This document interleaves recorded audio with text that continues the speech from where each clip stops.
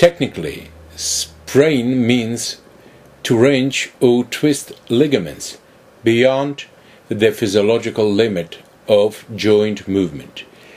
A ligament can stretch to a certain degree and then return to its original non-stretch state.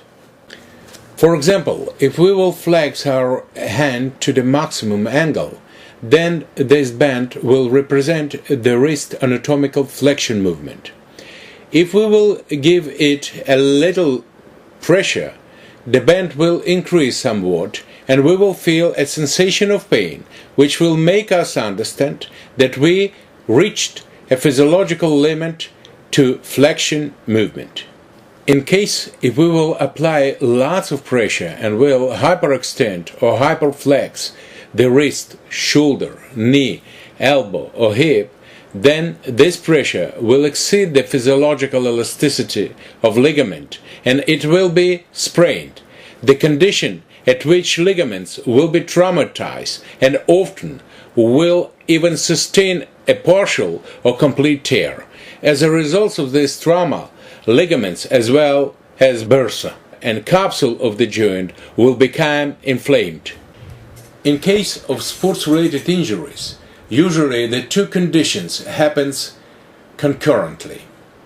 Athletes often underforce or flex or overextend different regions that lead to a sprain-strain type of injuries. The main reason for sprain-strain traumas are biomechanical misbalance, higher resting muscular tone, insufficiency of neuromuscular assembly work, lack of proper prevent warm-up, and more.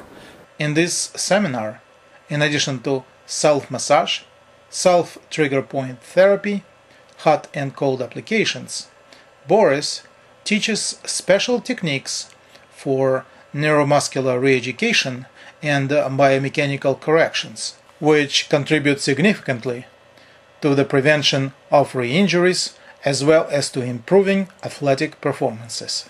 The sprain-strain injury could happen, for instance, when athlete jumps, sprints, suddenly rotates, or twists her body.